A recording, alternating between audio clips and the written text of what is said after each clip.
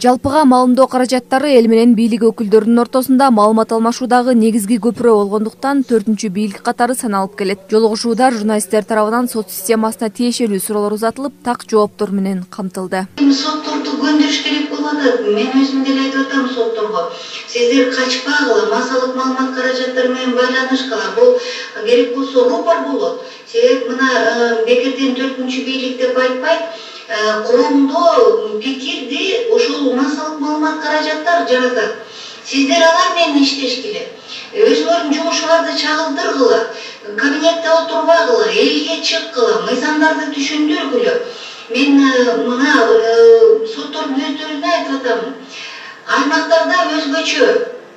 Эл сиздерди өңүрдөн билиш керек, сиздердин кесипкөйлүгүңөргө баа бериш керек. Катышуучулар сот системасынын ар кыл аспектилерине кызыгып, судьялардын айлык акысы, карантин учурундагы аралыктан сурак жүргүзүү, судьялардын статусунун өзгөчөлүктөрү жана көз карандысыз сот бийлиги туурасында сөз болду.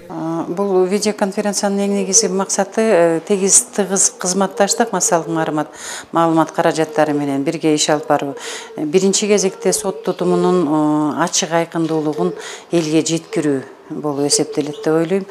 Анан бул канчалык ачык болсо сот тутумунун иштери биздин сот тутумунун кадыр-баркын өстүргөнгө эң чоң таасир берет. Биздин өзүбүздүн ишти дагы түз жакшы алып барганыбызга өбөлгө түзөт.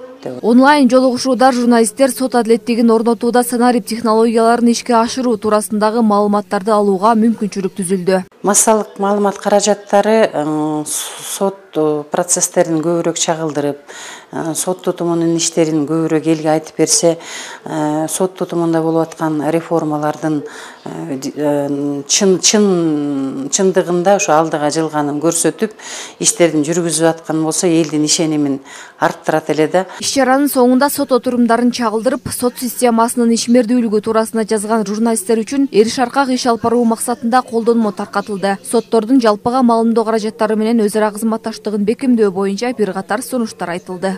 Миргүл Жеңишова, Нурдин Урманбетов, Айнура Орозобекова, Каракол шаары.